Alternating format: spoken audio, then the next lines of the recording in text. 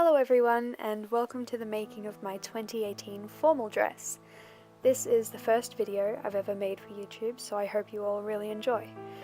The pattern that I followed was a Badgley-Mischka Vogue American Designer number 2237, which I modified slightly along the top of the bodice. I found this pattern at the op shop for $1, which was really a steal considering that although it was opened, all of the pieces inside hadn't been touched. I did know what I wanted my gown to look like, but I was worried it would be slightly difficult to make since I wanted that form-fitting waistline, but this pattern was actually really easy to follow with only 3 pieces, all of them having rather large darts in them to give that form-fitting shape along the waist. Here you can see me cutting out the back panel of the inside lining layer out of silk. And you can see that I didn't cut it to full length because I didn't think it was really necessary to have the lining going all the way to the floor like the outside of the gown. The fact that the gown was burned meant that it had to have this foundation piece, which was pretty much just the exact same as the outside of the dress, but only from the bottom of the ribs up. This is what the burning would be sandwiched in between. So here I'm cutting out those foundation pieces out of the silk lining, and then I also cut the same pieces out of a cotton broadcloth. Those were the 2 pieces that I had the burning going in between. I also covered this with a layer of the fashion fabric, which ended up being unnecessary, but it did mean that the top of my body was really warm as I was wearing the dress on a really cold night. Fun fact, this was a bedsheet that I also got from the op shop for I think $5, and it's what I originally did the first draft of the pattern in.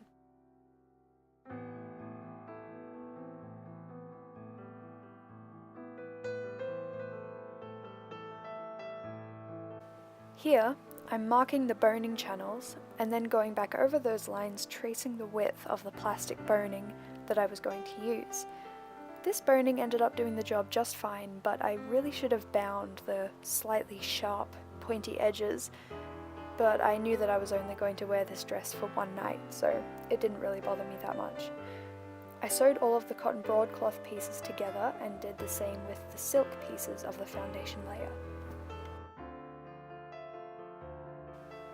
Here, I'm cutting out the pieces of the foundation layer out of the fashion fabric from what I tried to make into extra panels in the skirt. I was worried that the gown wasn't as flowy as I wanted it to be, but when I tried to add more panels, it just ruined the entire shape. So I just ended up recycling them into the pieces that I put onto the foundation layer, which ended up being not seen at all, but like I said before, it actually did contribute to, I think, how comfortable the dress was. So here I'm just remarking all the burning channels to make sure that everything's lining up properly when I finally sewed these 3 layers together. And here I just sewed those pieces together, the same as with the cotton broadcloth pieces and the silk pieces. I used a much smaller stitch length for this fabric because it was really shifty. As soon as I would try to move it, the whole thing would fall out of place, so I also used a lot of pins, which my fingers did not forgive me for. So here, these 2 layers are the cotton broadcloth and the silk pinned together, and this is why I marked the width of the plastic burning that I was using, because then I could just sew over these 2 pieces, and that would create the burning channels. These pieces were then sewn along the sides and along the top, leaving the bottom open, so that's where I could then poke the burning into. And this is where I really should have done something about those sharp cut points at the ends of the burning. A few of them did begin to cut through the silk, but it wasn't too big of a deal, and I kind of saw it coming, so my pride is not too badly bruised. Here, I'm fastening all those 3 pieces together, again with a small stitch length, along the top of the gown, and I'm sewing slowly because I had to be mindful of the burning that was still there. I tried to sew over this burning thinking it would be fine since it was just plastic, but I ended up breaking a needle. So I continued to sew over them, but I just used the hand wheel to do it really slowly and make sure that the needle wasn't under too much pressure.